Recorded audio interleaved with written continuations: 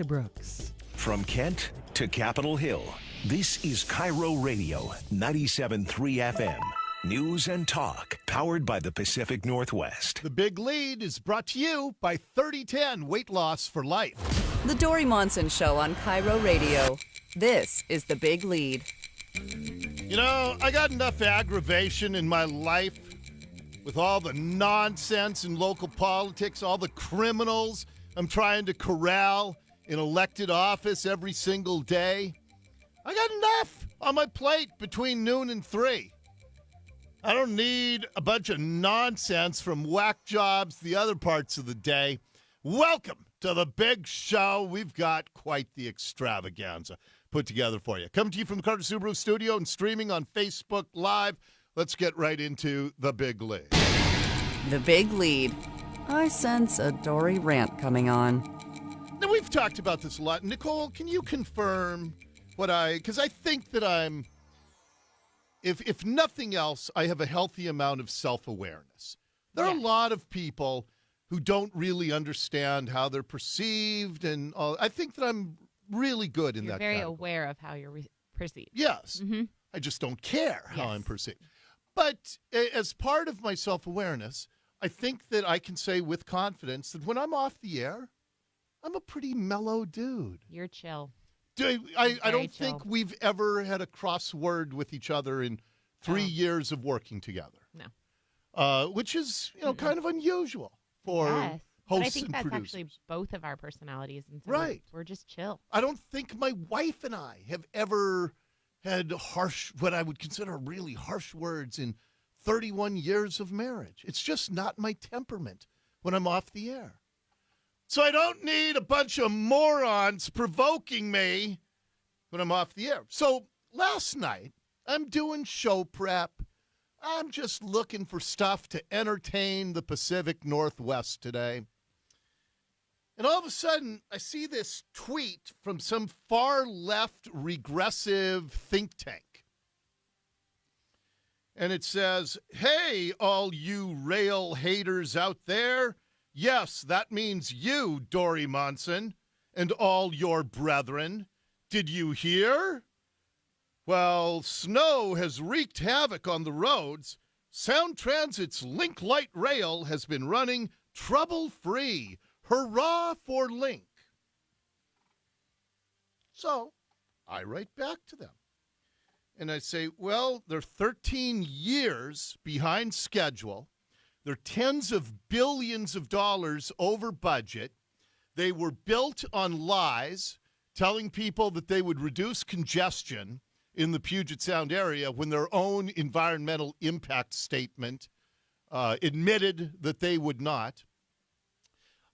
They had as their chairman the former King, or I think he was the King County executive at the time, a man of God, a minister, Ron Sims, who came on my show and lied to my listeners and me in the mid-2000s because they wanted to get phase 2 voter approved. And what Ron Sims didn't know was that I had, through a source, gotten access to the Sound Transit books. And I knew that they did not have enough money to get to the U District, which they promised they would do by 2006. They are still not to the U District. They're to Husky Stadium, which is not the U District. And they had to shift the route because they were so short on cash. But I had the man of God, the minister, Ron Sims, look me in the eye in this studio and lie to my face, lie to my listeners. The man of God. I remember a newspaper columnist a few months ago said, "It's too bad we don't still have people like Ron Sims, a man of God, in politics."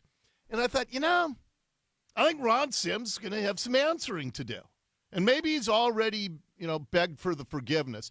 But to lie to people, to get them to tax themselves tens of billions of dollars, I think that's evil. So anyway, when I see a tweet that just out of the blue calls me out, I hadn't been tweeting about anything last night, and talks about how Link Light Rail has been running trouble-free 13 years and counting behind schedule. That's trouble-free. Tens of billions of dollars over budget, and that's trouble-free. Because to regressive think tanks on the far left, screwing over the taxpayers means nothing to them. When the lower income, working class, middle class are having their car tabs illegally calculated so a rogue, criminally corrupt agency can extract even more money from them. I always thought the regressives were, they always pretend. They built their name on how much they care for the poor and the working class. But nobody gets screwed over by Sound Transit more than the poor and the working class. The people in Pierce County who said no, and they're getting taxed on it. And they have the audacity, because of 2 days of snow where nobody was going to work, and I'd love to have the ridership numbers for those 2 days that it ran trouble-free. By the way, I drove to work Monday and Tuesday and today, trouble-free. So it's not like they accomplished anything groundbreaking with that. But for a far-left regressive think tank to say that Sound Transit's been running trouble-free when they are ripping off people to the extent they are, when they were built on lies, when they had a chairman in Ron Sims who lied to my face and lied to the voters so he could get even more money. They lied to the legislature to get Sound Transit 3. Now, shame on the people who vote yes on Sound Transit. Because if you listen to my show, you'd know from the beginning what a scam. But it's a criminal enterprise. When Peter Rogoff wants to have a fundraiser for Dow Constantine at his Queen Anne mansion until my colleague, Todd Herman, busts them on how it's a violation of ethics rules. But they want to buy off anything that could be an oversight. They're destroying suburban towns, like the town in which I live, where Sound Transit wants to fundamentally change a city that's been beautiful and wonderful for the 30 years that I've lived there. Sound Transit wants to destroy it. And for these far-left people to go on Twitter. So, anyway, I respond. And I should know better than to try to argue with a liberal, because they're cowards fundamentally. But I invited them. I said, hey, come on my show and defend what a wondrous agency this is. And then Sound Transit likes the far-left think tank's tweet. And so I write back to Sound Transit on Twitter. I said, hey, if you like the tweet, come on my show Wednesday and defend yourselves. You know what I heard in exchange? Nothing. Silence. They just kept tweeting out these propaganda lines that if challenged by somebody like me, I would destroy them. I would destroy them in a conversation about whether the benefits outweigh the massive criminal ripoff. And so I sent out another tweet because I emailed Nicole and I said, hey, will you get hold of this regressive far-left think tank and Sound Transit and personally invite them to come on Wednesday's show? And were you able to do that this morning? Well, I invited them, yes. I also have not heard anything back. No response. None. Huh? It is interesting to me that they know we're going to rail on them the next day. And I don't know. That's a good little pun. That's a pun there. Mm-hmm. I don't know. I don't know what they think. I don't know what they get from it. They get me, who would not have talked about Sound Transit today.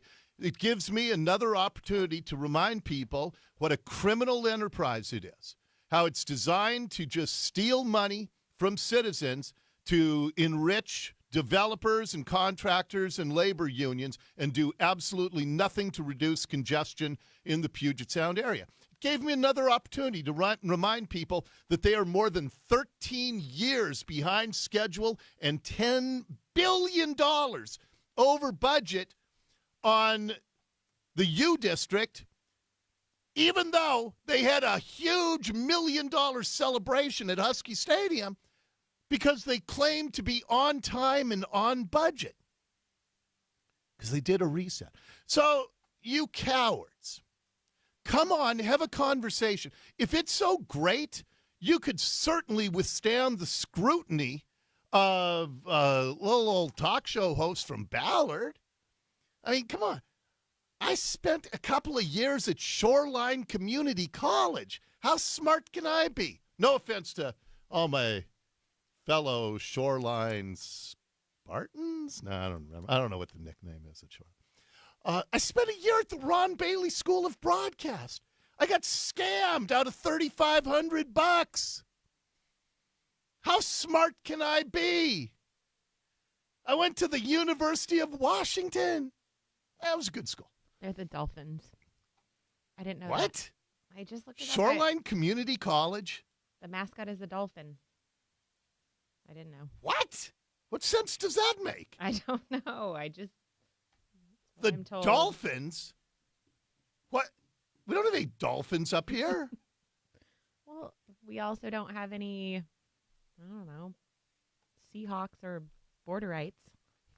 You got Borderites? You were a Borderite. But it's not a thing. Yeah, it was. It's a made-up thing. Oh, you lived on the border. Like Shoreline Dolphins are kind of made up. Shoreline Dolphins? That's really weird. Anyway, my point being, how smart can I be? Certainly, all of you with your teams of PR experts and spin doctors, with your Ivy League educated people. See, I couldn't even think of a better word than people there. That's how dumb I am. It would be your entire team of taxpayer-subsidized six-figure goons against me. How in the world would you not destroy me in a debate on the merits, the cost versus the benefit of this rogue criminal enterprise? And in fact, you could still sue me if you wanted for continually calling you a criminal enterprise, for continually saying that you're the most wasteful public agency in the history of the United States of America. And if you choose to, wait till you see what this little lone wolf talk show host will discover will get out of the discovery process of a court case. So anyway, nice job to the left-wing loony institute. We did just get an email, too, from a listener, Dan, who said Monday night during the snowpocalypse that they are quoting they were trouble-free, he waited for almost an hour for a disabled car to be cleared in front of him. So I don't think that's trouble-free. Wow. So you mean a liberal was lying on Twitter? I thought Jack banned you for that, for liberal lies on Twitter. So anyway, public invitation. You can have your teams of PR experts and your goon squad of taxpayer-funded six-figure lackeys. You can bring in all the people in the studio, and you can whisper things to each other when I ask a question.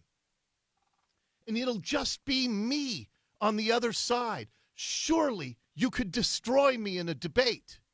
So, public invitation, once again, to the lunatic left-wing think tank that wants an income tax in our state, by the way. They're just craving this think tank, an income tax in our state. And Sound Transit. Open invitation to both of them that if you ever want to come on and tell me about the wondrous benefits, open invitation. It'll be 1 on 5, 10, 20, whatever you want it to be. You can attack me en masse. Next up in the big lead. The big lead. Your tax dollars at work. And then in kind of a related topic, but this is huge. Well, we were on the air yesterday. Gavin Newsom, the governor of California, They've been planning this high-speed rail line between San Francisco and Los Angeles. Actually, it was supposed to be from Sacramento to San Francisco to L.A., L.A. to San Diego. And they told the people down there, we can build this for $33 billion. The latest price tag, $98 billion before they even get started. They've got some stanchions built and stuff like that. And Gavin Newsom yesterday, the governor of California, said, yeah, we can't go ahead with high-speed rail because it's too expensive. And there's no doubt that our state's economy and quality of life depend on improving transportation. But let's be real. The current project, as planned, would cost too much and respectfully take too long. There's been too little oversight and not enough transparency. Right now, there simply isn't a path to get from Sacramento to San Diego, let alone from San Francisco to L.A. Okay, actually, you should have said it the other way around. From San Francisco to L.A., let alone Sacramento to San Diego. But that's okay.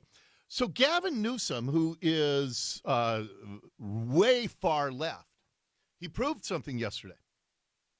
Our governor, Jay Inslee, is much further to the left than even Gavin Newsom of California.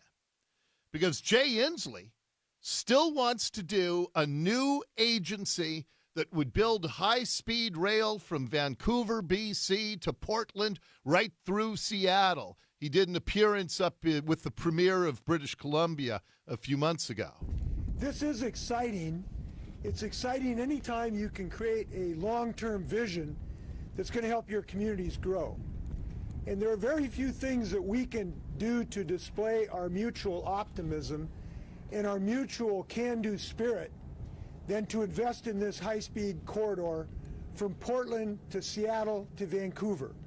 And the reason is that when you look at this beautiful city, you see the future that can only be magnified by a connection to Seattle to Portland. And when you build a high-speed rail line, you are building a monument to optimism. A monument to optimism.